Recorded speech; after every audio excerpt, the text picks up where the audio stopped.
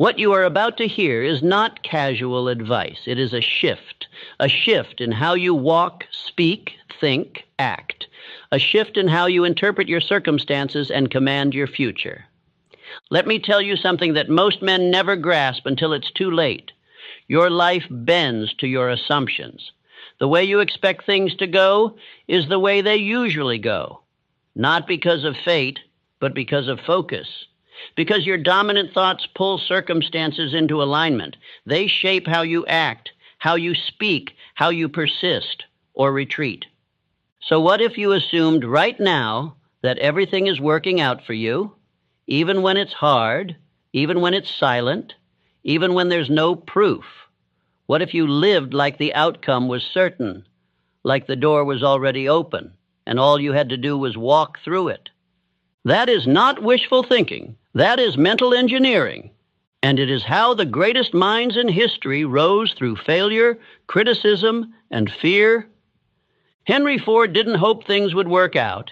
He decided they would. He poured his belief into the unknown before the world believed it was even possible. When everyone said the automobile was a fantasy, he built factories.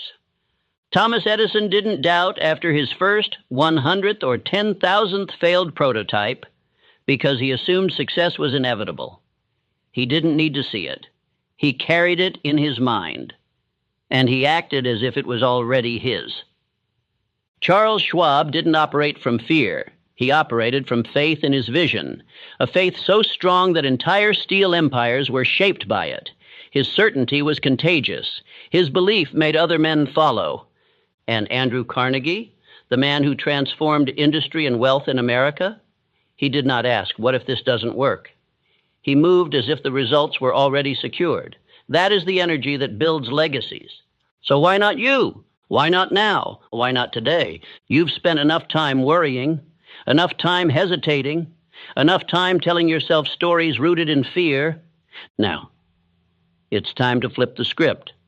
Because the version of you that hesitates, that overthinks, that shrinks when life gets loud, he cannot coexist with the version of you that walks in certainty. You cannot serve two minds. One must die. So today I hand you a new frame, a new filter, a new standard. Act as if everything always works out, not because it's guaranteed, but because it makes you unstoppable. Because when you assume that success is inevitable, you move with courage, you speak with authority, you command your life instead of negotiating with it. This video is your reset, your new operating system, and it is to be repeated, not once, not twice, daily, until your subconscious accepts this certainty as law, until doubt withers in the presence of your calm, because fear cannot live where faith is present. And the moment you live in alignment with the assumption that the outcome is secured, you destroy fear. So listen with intensity. Speak these truths aloud. Let them enter your nervous system like fuel. Because what we do next is not motivation, and it is reprogramming. And by the end of this hour, you will not think the same, and you will not move the same, and you will not be the same. Let's begin. Let's start with a question that has the power to rewrite your entire life. What if it all works out? Not just the small things, not just the comfortable outcomes, but all of it. The setbacks, the delays, the pain, the silence, the detours, the moments where nothing made sense. What if all of it, every piece of the struggle, is building the exact version of you required for the dream you've been asking for? Most people don't live in that possibility. They live in worry. They wake up bracing for failure. They talk about worst-case scenarios. They expect betrayal. They wait for the bottom to fall out, even when life is rising. And because of that expectation, they unconsciously direct their energy toward what they fear instead of what they want. But there's another way to live, a way that doesn't require hype, a way that doesn't demand perfection, a way that simply asks one thing from you: to believe before you see. Because here's the truth. Belief isn't a reaction. Belief is a choice. And that choice directs the energy of your mind. The subconscious does not argue with you. It accepts what you feed it, and then it builds around that assumption. If you say, things never work for me, your subconscious says, understood. And it begins filtering your world through that lens. That's what you start to notice. That's what you start to expect. That's what you attract. Not because of magic, but because you stopped looking for anything else. Now imagine the opposite. Imagine waking up, no matter the circumstance, with this quiet command running in the background. Everything is working out for me. Even if you're broke, even if you've been betrayed, even if the path isn't clear yet, you still move like it's happening. You still execute like the doors are already opening. You still build like the foundation is solid. That belief alone, practiced daily, would rewire your entire life, because when you assume things are working in your favor, you become calmer under pressure. You become more patient in the waiting. You move with power even when the evidence isn't there yet. This isn't delusion. This is leadership of self. Thomas Edison once said, "I have not failed. I've just found 10,000 ways that won't work." That's not just perseverance. That's a man who assumed the light bulb was already his. It was just a matter of time. He didn't ask, what if this never happens? He asked, what else can I try because I know it's coming? That mindset is the difference between the man who folds after 3 setbacks and the one who becomes a legend. Henry Ford, when his investors laughed at the idea of a car for the common man, he didn't try to prove himself with words. He didn't shrink into fear. He moved forward like the world was wrong and his vision was already done. And that's not arrogance. That's assumption with discipline. It's the decision to act like it's working, even when you can't see it yet. The weak wait for proof. The powerful move as if the proof already exists. That's what this mindset gives you. It removes the need for validation. It replaces panic with posture. And it installs a new belief system. The outcome is certain. I just haven't arrived yet. So let me ask you again, what if it all works out? What if the delay was divine? What if the betrayal was protection? What if the confusion was construction? What if the thing you're calling a setback is the exact detour that will introduce you to the version of you you actually need? You see, once you install that assumption, once it becomes your default, you no longer fear the unknown. You welcome it. Because the unknown is not the enemy. It's the evidence that something bigger is forming. And your only job is to keep moving, to build when it's boring, to lead when no one's clapping, to act like the outcome is locked in, even if the scoreboard says you're losing. Because the scoreboard doesn't measure your spirit. It doesn't track your faith. It doesn't see what's building behind the scenes. Only you know that. Only you know how deep this decision goes. So say it to yourself right now. I live as if everything is working for me. I don't panic, I prepare. I don't beg for signs. I build in silence. And I will not fold because I've already decided the ending. This is not mindset fluff. This is mental warfare. It is the choice to walk through the chaos with order in your mind, because once you decide how this ends, you don't need to flinch at the middle. Act as if everything works out. And soon it will, because what the mind accepts, the world starts to mirror. There is one quality above all others that separates the drifter from the builder, the lost from the locked in, the man who watches life happen from the man who shapes it with his own hands. That quality is definiteness of purpose, a clear, unwavering, unshakable aim, a target burned so deeply into the subconscious that it becomes impossible to ignore, even in silence, even in failure, even in doubt. This is not a vague dream, not a list of goals, not a wish list typed into a phone at midnight and forgotten by morning. This is purpose, written with fire, carried with discipline, protected with your life. Because without purpose, your energy scatters. Your hours are stolen by distraction. Your focus is hijacked by the next shiny thing. You chase a dozen paths and master none. You build halfway and then walk away. You mistake movement for momentum, activity for achievement, noise for direction. But when you become a man with definiteness of purpose, your path narrows, your vision sharpens. You stop waking up wondering what the day will bring and start commanding the day to deliver what you have already decided. That's power. That's the beginning of transformation. Look at every man who changed the course of history, and you will find a purpose behind his steps. Henry Ford didn't aim to be wealthy someday. He decided to revolutionize transportation, and he pursued it with a focus so sharp the world had no choice but to adjust. Charles Schwab didn't dabble. He knew what he was there to build. He knew what Carnegie needed, and his purpose was so magnetic that others followed. Not because he demanded it, but because his clarity made hesitation impossible. Abraham Lincoln didn't drift into greatness. He made a decision so clear, so final, that not even a divided nation could shake it loose. That's what you need now. A final decision, a line in the sand, a sentence that lives in your bones, so clear that your mind orbits around it every single day. Let me ask you, do you know your purpose? Do you know without a doubt what you are here to do? Because if not, no strategy, no system, no motivational video will save you. Your progress will always be temporary. Your habits will collapse under pressure.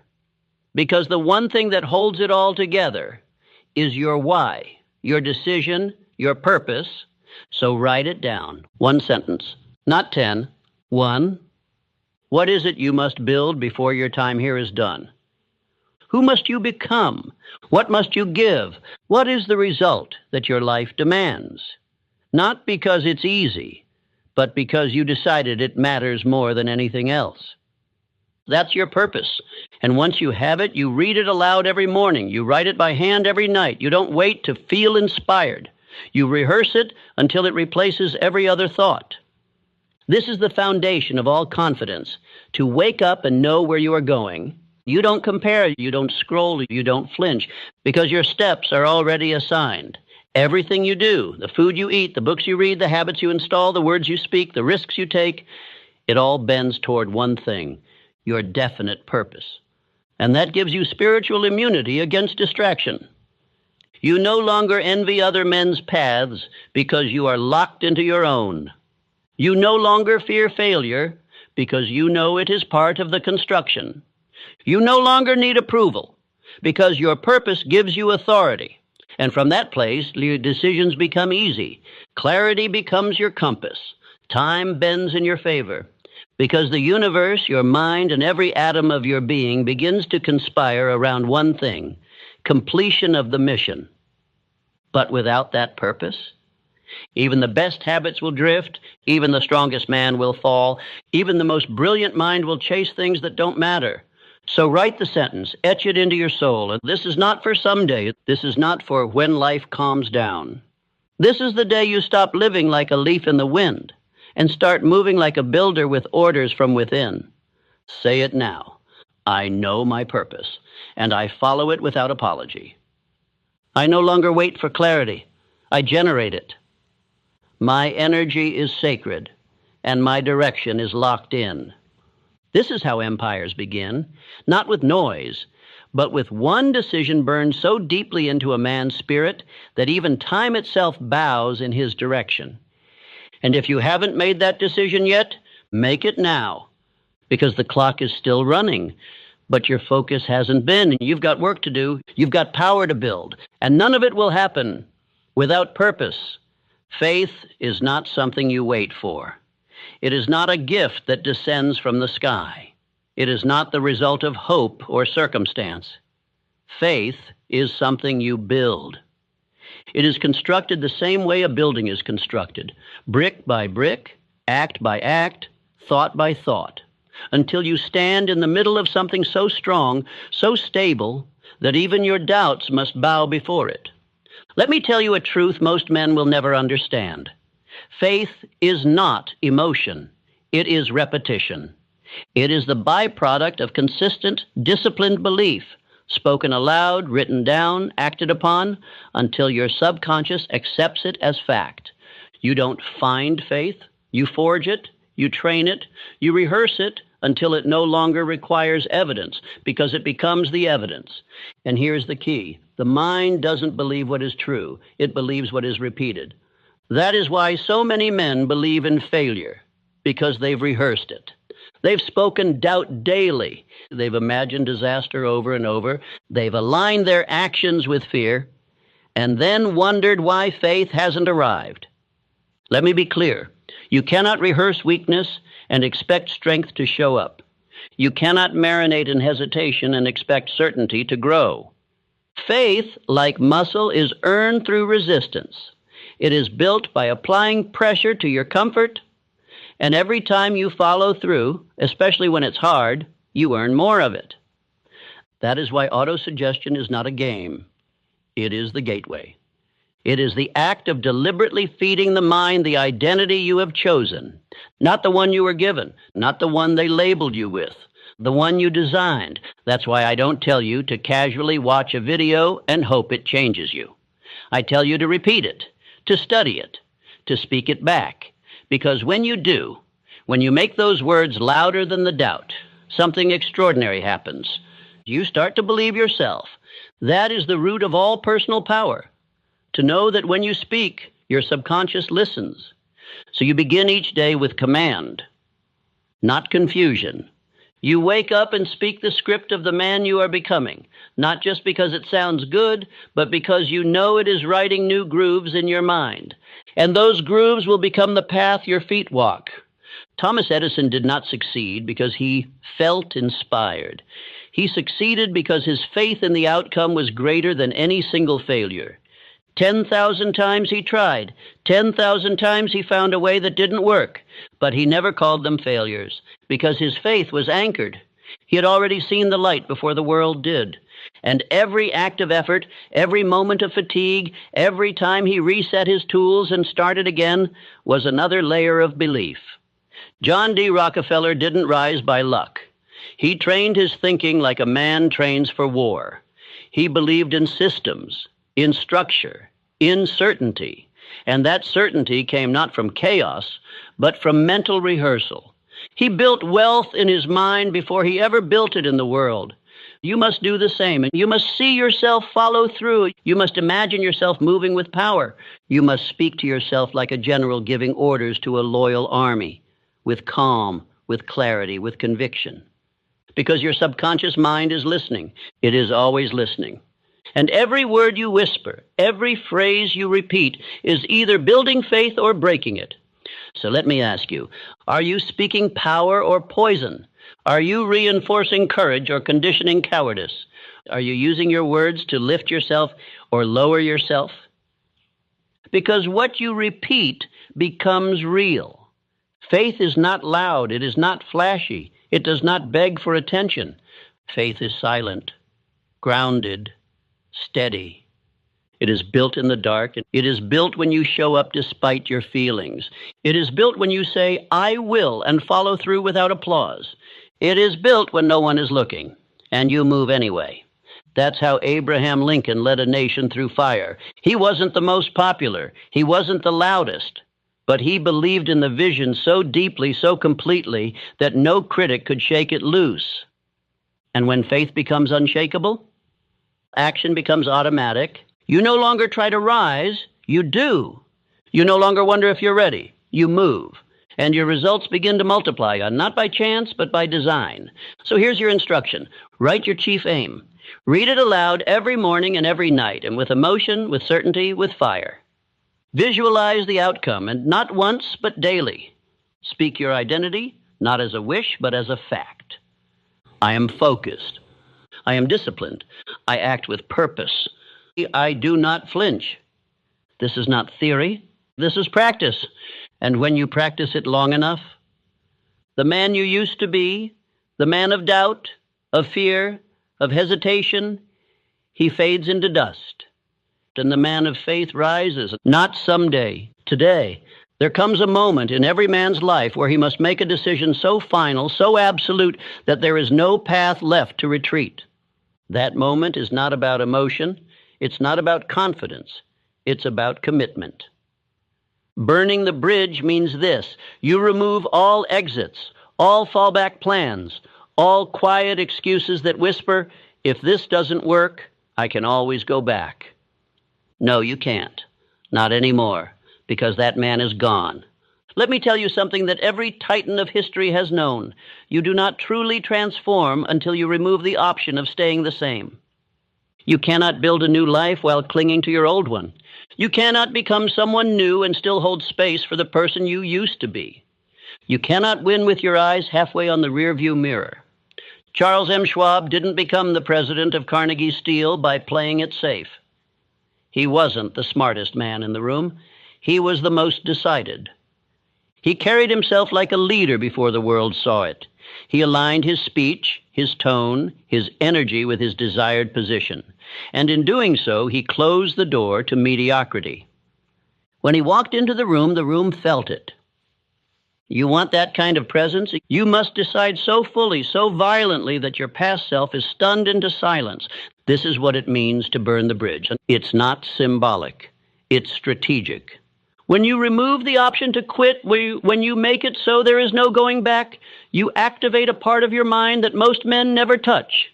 It's the part that must win, because it has no choice. Andrew Carnegie demanded this from his men. He didn't want those who were interested in success. He wanted men with one obsession, men who burned the bridge to every other pursuit. He understood this truth. A divided mind is a defeated mind. And so must you. You cannot serve two identities, the man you've been and the man you are becoming. One of them has to die. That means you must remove everything that gives the old you oxygen, every distraction, every excuse, every person who keeps you small. You say you want to rise? Good. Then it's time to remove the staircase back down. You say you want to become unrecognizable? Then stop keeping souvenirs from your past self. That means you delete the contacts that drain your focus. You clear your space of things that reinforce the old habits.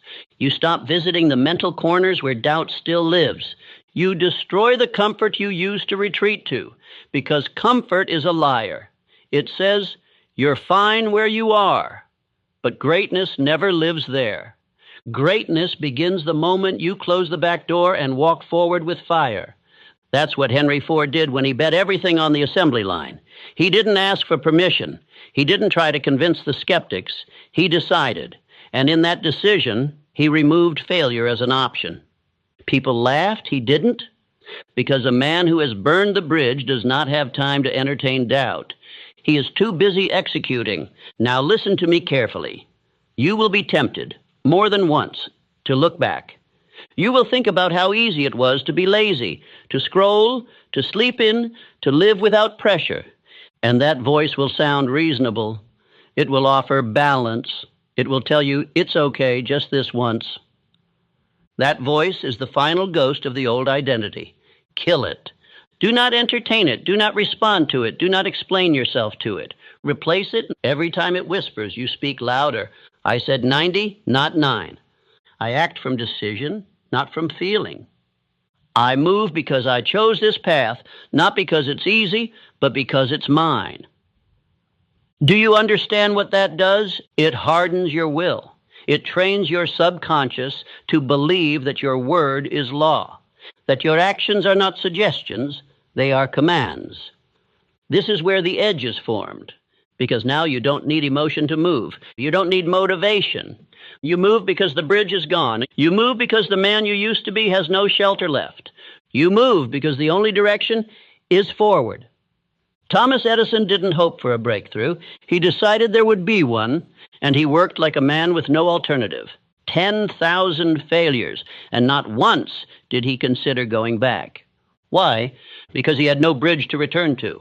You must adopt the same mindset. Burn the plan B, eliminate the what if. Live as if this is the only shot, because it is. The clock doesn't pause, the world doesn't wait, and neither should you. You have been dancing with discipline long enough. You've flirted with greatness long enough. Now is the time to marry the mission. Fully, finally, without hesitation. Because once the bridge is gone and the fire rises behind you, there is no turning back. Only forward, only execution, only evolution.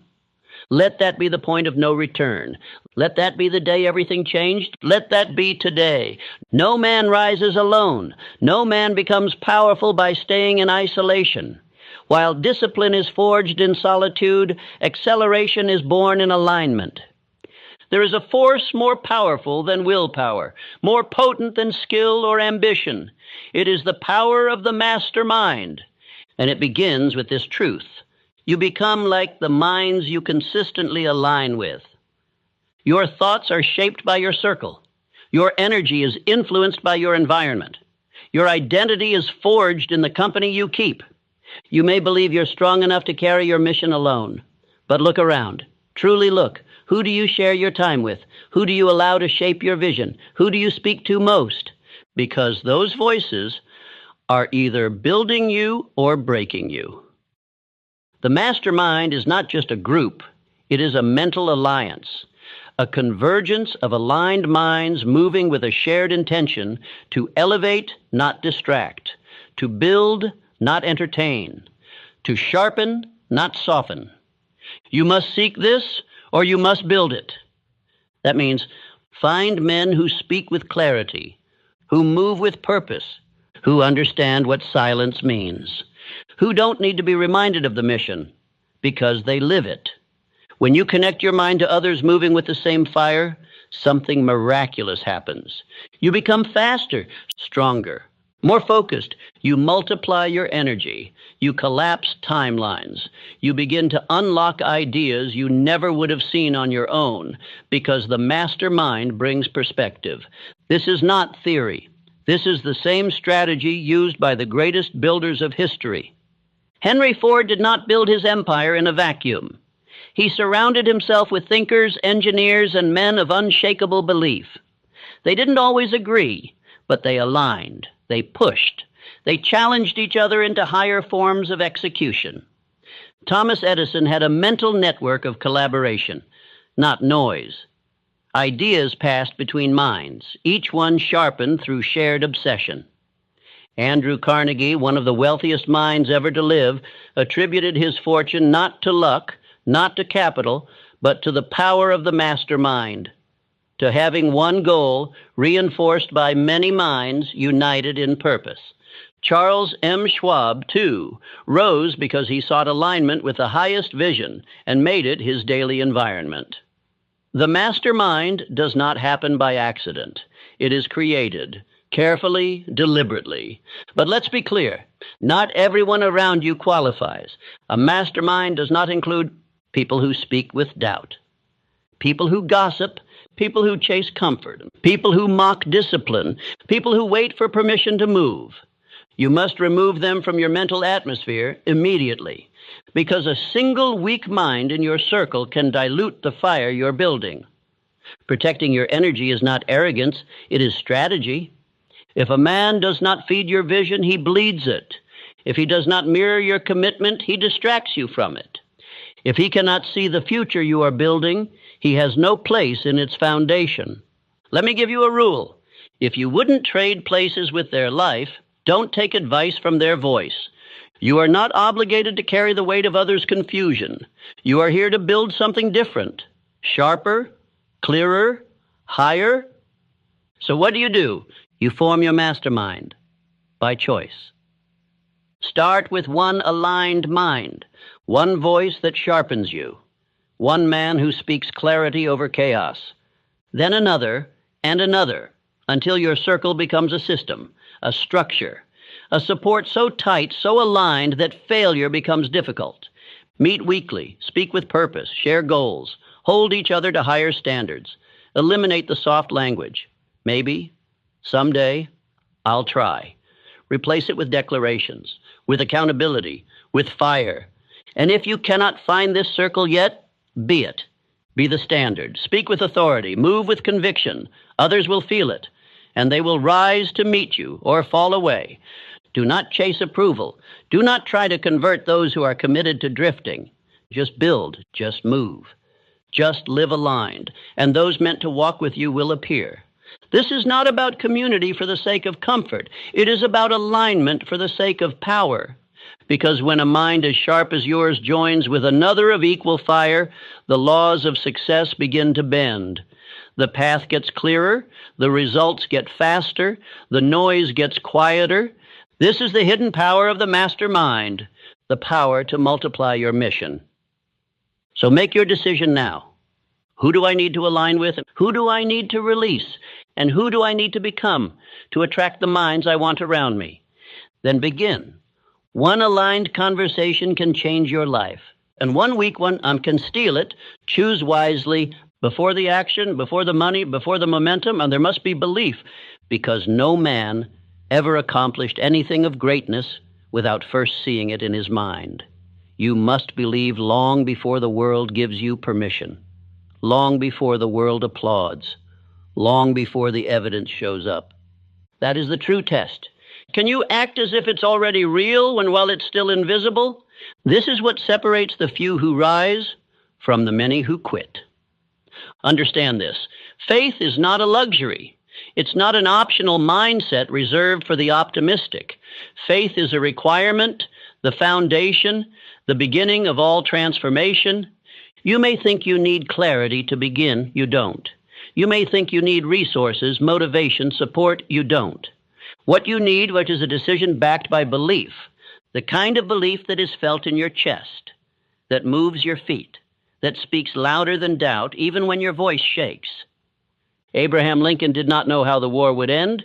He didn't have certainty in strategy, but he had faith in principle, faith that freedom must win, even if the road cost everything.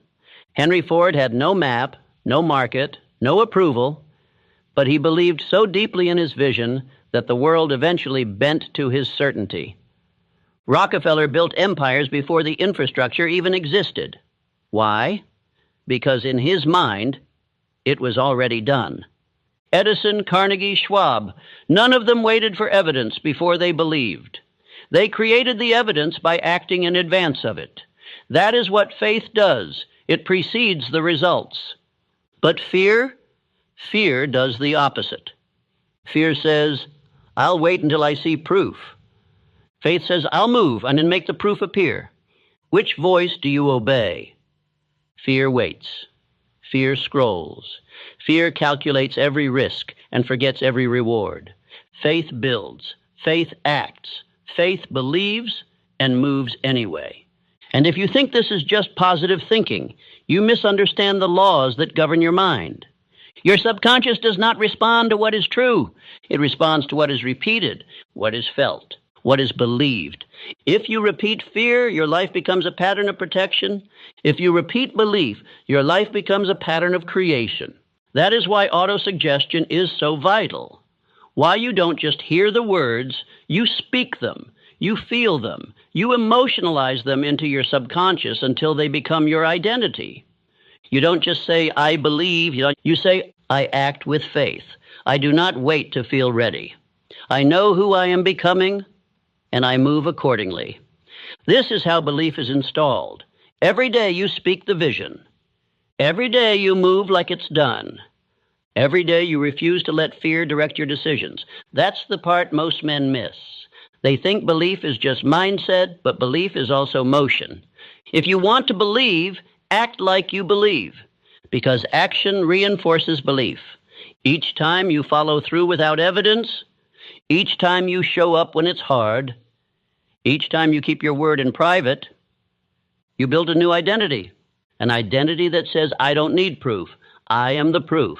Let me give you a law. Belief precedes performance. You will never outperform the image you hold of yourself. So the question is not, can I do it? The question is, what am I rehearsing? What am I telling myself daily in silence? What identity am I speaking into existence or avoiding out of fear? Because the world doesn't respond to potential. It responds to certainty. Certainty in your voice, certainty in your movement, certainty in your presence. You cannot fake that. It must be forged. And you forge it through daily rehearsal, through repetition of belief in the absence of proof. Every morning, speak your vision. Every evening, reflect on your actions. Every hour, refuse to betray the man you said you're becoming, and watch what happens. The fear doesn't vanish, but your faith gets louder. The doubt doesn't disappear, but your decisions override it until eventually your belief becomes undeniable. And so do you. This is not mysticism. This is not fantasy. This is the reality of how every empire begins, with an invisible vision, believed in so deeply, repeated so often, acted on so boldly, that the world has no choice but to see it too. So choose your belief now. Choose what you'll repeat, because you are always programming your mind. The only question is, with what? Let your faith become your foundation, and let your daily actions as prove it. If there is one trait that separates the builders of history from the men who remain in hesitation their entire lives, it is decisiveness. The ability to choose and never retreat. You do not drift your way into greatness. You decide your way there. One decision, repeated without apology, becomes the dividing line between those who make history and those who only watch it unfold. Let this be understood. Indecision is the breeding ground of fear. And the longer you wait to choose, the louder the doubt becomes. A man who delays decays. Every time you hesitate on your next step, you make room for second guessing, for outside opinion, for fear disguised as logic. And slowly, your energy leaks. Your clarity fades. Your conviction crumbles. And this is why a man must train himself to decide fast and change his mind slowly. That is the habit of the elite. Henry Ford was not a man who asked permission. He did not poll the crowd. When he made a decision, it was final, forged in fire. Even when his own engineers told him that an 8-cylinder engine in one block was impossible, he told them, build it anyway. And they did, because his decision was stronger than their doubt. Charles M. Schwab, in the steel empire of Carnegie, rose not just because he was competent, but because he was decisive. He didn't hesitate. He didn't dance around responsibility. He moved. He understood the pressure of command and made the hard calls. This is what most miss. They think successful men are the smartest or the most connected. No. They are the most decided. They walk into the day knowing who they are. They don't need to feel ready. They are ready because they said so. Look at Andrew Carnegie. He didn't build his empire through endless research. He built it through direction. One goal, one mission, one purpose, chosen with finality, and from that decision, everything else was shaped. Your life works the same way. Until you decide who you are, the world will keep assigning roles for you. It will hand you scripts. It will offer distractions. It will tempt you to stay average. But when you decide, truly decide, the world has no choice but to rearrange around that choice. Here is the law. Decision creates identity. Indecision preserves the old self. So if you keep drifting back into old habits, it is not because you are weak. It is because you have not decided to leave them behind. What's worse, indecision breeds more indecision. It compounds. And soon your life becomes a loop of almost starts and nearly finished goals. But when you choose, when you burn the bridge, when you kill the backup plan, you create an energy that cannot be faked. That energy, the world responds to it. Your mind aligns to it. Your standards are born from it. Let me give you an instruction. Make one powerful decision today and refuse to revisit it. If it's fitness, decide. If it's business, decide. And if it's who you're becoming, decide now. And when the voice of doubt creeps in, when the temptation to adjust or wait or feel it out shows up, you don't listen, because the decision is already made. Thomas Edison didn't ask the light bulb for permission. He didn't wait until he had all the answers. He decided, and he pursued over 10,000 attempts, not trials, decisions. You need that same resolve, because each decision, thus backed by definiteness of purpose, builds your internal spine. And once your spine is built, the storms of life lose their power. They cannot move a man who has already decided. Even Abraham Lincoln, who faced the weight of a nation in civil war, was not paralyzed by indecision. He was methodical, but he was final. His Emancipation Proclamation was not born of public applause. It was born of personal resolve. That kind of decision shapes the future. So ask yourself now, what decision have you been avoiding? What goal have you kept open so you don't have to commit? What mission have you left negotiable? Draw the line today. Say it out loud if you have to. I no longer delay. I no longer drift. I no longer entertain versions of me that hesitate. You say it. You write it. You live it. And from that one decision, all other actions flow. Because the truth is this. Most men are not waiting on opportunity. They are waiting on permission to decide. But I tell you now, no one is coming to give it. The greats didn't wait. They chose. So choose. With spine, with fire, with finality. And from that moment forward, you become unshakable. There is a secret embedded in the foundation of every fortune. It is not luck. It is not timing. It is not charm. It is the habit of doing more than one is paid to do. This law, the law of compensation, governs advancement like gravity governs motion. It does not discriminate. It does not miss. It simply returns to each man the value he contributes, multiplied over time. And here's the truth most will never understand. You are not paid for your time, and you are paid for your value. And value is determined by one thing, how far you're willing to go beyond what is expected. The average man performs at the level of his paycheck. But the exceptional man, he performs at the level of his potential. He doesn't wait to be rewarded. He becomes so effective, so consistent, so deeply valuable that reward becomes inevitable. This is the law, and it cannot be faked. Charles M. Schwab rose from humble beginnings not because he had better education, but because he had better attitude toward work. He became indispensable by making himself irreplaceable. He gave his mind. He gave his energy. He gave more than he was paid for. And because of that, Andrew Carnegie eventually paid him more than any steel man in history. Carnegie himself practiced this principle with almost spiritual devotion. When he built his early career, he worked longer hours, took on greater challenges, volunteered for responsibilities outside his title, not for recognition, but for growth. And that growth, it positioned him for opportunity. This is how the climb begins. You don't get promoted by asking. You get promoted by becoming too valuable to ignore. Understand this. The marketplace pays for impact, not intention. It doesn't matter how long you meant to. It doesn't care how busy you were. It only measures results. And those results are multiplied for the man who consistently goes above and beyond. That's where you must live, and in the extra mile, the unpaid hour, the unseen effort, the quiet improvement. Because here's the secret no one talks about. The extra mile is the emptiest one. And that's why it's where all the power lives.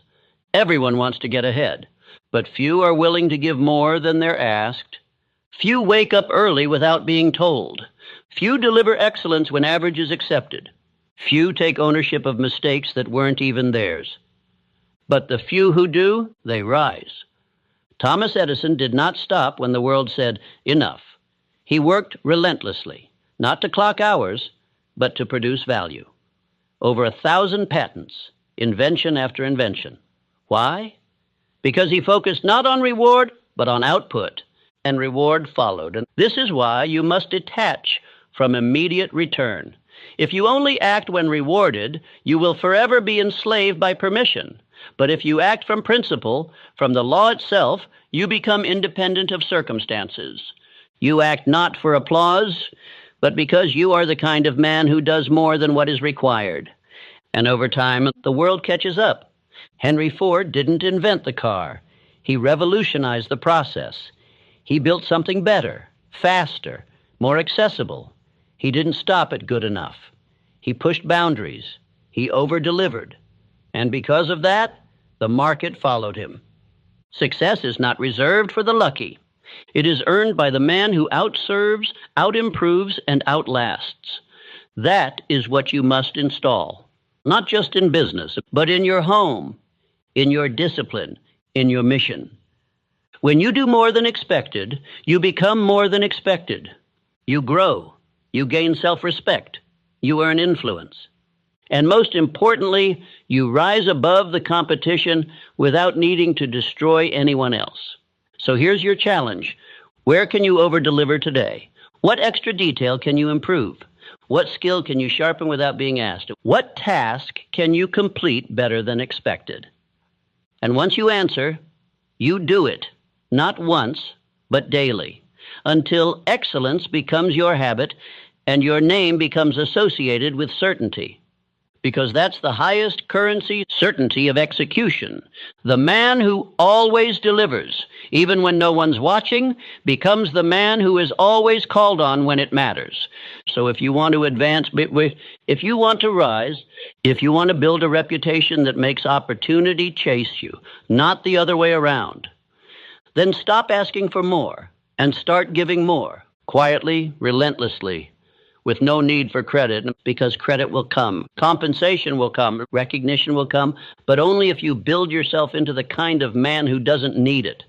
Say this aloud. I do more than what I'm paid to do. I am not average. I move with excellence, even when no one is watching. And if you repeat that, and you live that, you will never lack opportunity again, because the law is simple. He who gives more becomes more, and he who becomes more will always have more. You may have strength, you may have intelligence, you may have the most brilliant plan in the world, but if your presence repels others, if your energy repels trust, if your manner of speech pushes people away instead of drawing them near, then your power will never reach its full expression. Because the truth is this: no man rises alone, and the one who knows how to influence others with warmth, confidence, and clarity will always move faster and farther than the man who tries to force everything by brute strength. This is what we call a pleasing personality, not manipulation, not charm, but a cultivated energy, one that magnetizes others without begging for attention. It is the invisible factor behind the most successful men in history, the quality that opens doors, that earns loyalty, that multiplies influence. Let me tell you plainly, a pleasing personality is not a gift. It is a discipline. It is a product of self-awareness, emotional control, and intentional practice. Andrew Carnegie built one of the greatest fortunes in history, not because he was the loudest, but because he knew how to make others feel seen. He listened more than he spoke. He praised more than he criticized. He mastered the art of influence, not through domination, but through presence. And that presence made others want to work with him. It drew power toward him. Charles M. Schwab was famous for this. Though not a technical genius, he became president of U.S. Steel because of how he made people feel. He smiled often. He remembered names. He made others feel important. And through that, he got the best out of his team without ever raising his voice. Because power isn't just force. Power is the ability to move others willingly. You must understand this. A pleasing personality isn't about being fake. It's not about being soft. It's about refining yourself into someone whose presence communicates, this man is worth trusting. This man is worth following. And that doesn't mean becoming a performer. It means mastering these quiet disciplines. Tone of voice. Speak with conviction, not hesitation. Facial expression. A calm, confident presence speaks before you say a word. Genuine interest. People remember how you made them feel. Ask real questions. Listen deeply. Optimism. A pleasing personality does not dwell in negativity. It uplifts. It radiates certainty. The world is full of loud, bitter, argumentative men trying to prove themselves. But the man with a pleasing personality, he doesn't argue, he doesn't shout, he doesn't over-explain. He influences, he persuades. He builds bridges where others burn them. Thomas Edison worked with teams of brilliant minds.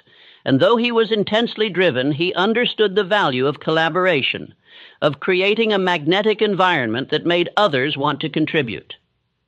His laboratories weren't just centers of invention. They were environments charged with positive expectancy. That's what a pleasing personality creates.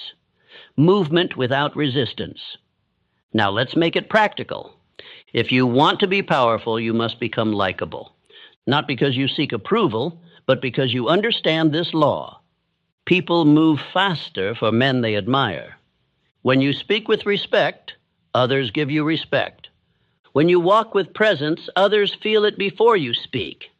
When you remove the need to prove, you gain the ability to persuade, and persuasion moves mountains. Ask yourself, do people feel stronger after speaking with me? Do I make others feel valued, not by flattery, but by attention? Do I carry myself with calm authority or chaotic energy? Because here's the bottom line. The most powerful man in the room is not the one who talks the most, but the one others listen to when he finally speaks. Abraham Lincoln is remembered as one of the greatest presidents, not because he dominated others, but because he combined firmness with humility. He communicated with simplicity, with clarity, with presence. Even in the darkest times, he radiated a pleasing personality that gave the people confidence. Henry Ford, for all his brilliance, knew the importance of harmony. He didn't surround himself with yes-men, but he valued those who could communicate ideas with calm, strength, and direction. He was not polished in speech, but he was consistent in presence, and consistency creates trust. That's the essence of a pleasing personality. You don't chase attention, you command it through character. So here's your challenge. Speak less, and when you do, speak with intention. Smile more, not as a mask, but as a message. I am in command of my energy. Move slowly, speak clearly, make others feel seen, and most of all, live your life in such a way that your presence makes others want to be better. Because that's the highest form of influence, the man who uplifts everyone around him without effort, simply by being who he is. Repeat this daily. My presence is calm, powerful, and persuasive. I make others feel seen, heard, and understood. I do not argue, I influence. And over time, that energy becomes magnetic. The world starts leaning toward you, not because you shouted, but because you built yourself into a man worth following. There is a law, one so powerful, so consistent, that those who live by it are destined to rise, and those who violate it are sentenced to mediocrity. It is not written in stone. It is not taught in schools. It is rarely mentioned in conversations about success. And yet, every successful man I've ever known obeyed this law like it was scripture. It is the law of increasing returns. The man who does more than he is paid for will soon be paid for more than he does. Let that echo. Because it is not a motivational phrase, but it is an economic truth, a spiritual truth, a universal truth. The average man says, I'll give more when I get more. But the builder, the man who commands his life, says, I'll give more now, and let the rewards find me later. And they always do. Look at Andrew Carnegie. He began as a poor boy in a telegraph office. He wasn't asked to learn how to read and write Morse code fluently. He wasn't required to memorize rail routes, but he did. He went beyond the role, beyond the instruction, beyond the bare minimum. And what happened? The people in power noticed, not instantly, but inevitably. And from that small post, he rose to become one of the richest men in the world. How? He gave value first, without asking, without keeping score, without demand. The man who goes the extra mile makes himself irreplaceable, because while others perform the duty, he delivers the result. While others ask, what am I owed? He asks, what else can I give? You must understand, life does not pay you based on the clock. It pays you based on value. Your time means nothing if it produces little. But your effort, your initiative, your refusal to cut corners or wait for reward, that makes you unstoppable. Thomas Edison knew this well. His work ethic was legendary. Thousands of failed experiments, sleepless nights, years of obsessive experimentation. He didn't demand guarantees. He gave everything. First, and only after results were produced, the world handed him its rewards. Now let me ask you, are you doing the minimum? Are you only rising when someone's watching? Are you only moving when it's convenient? Because the universe keeps score, not of your hours, but of your initiative. The world might not reward you immediately, but it will eventually, and far beyond what you expect, if you make this a habit. Start where you are. If you work a job, stop asking what your role is. Start asking what your standard is. If you're building a business, stop asking what clients will pay for. Start asking what would blow them away. If you're building a skill, don't just check the box. Stay longer, push deeper, stretch further. Because every time you exceed the expectation, every time you cross the invisible line of enough and keep going, you separate yourself from the pack. You become unforgettable. You become trusted. You become indispensable. Let me remind you, Charles M. Schwab wasn't promoted for doing his job. He was promoted because he multiplied value. He encouraged others. He pushed teams. He asked what else could be done. He went above. Not for attention, but because it was who he was. That's what you must become. The man who gives more than is asked, more than is expected, more than is required. And the key? Do it when no one sees it. Do it when no one claps.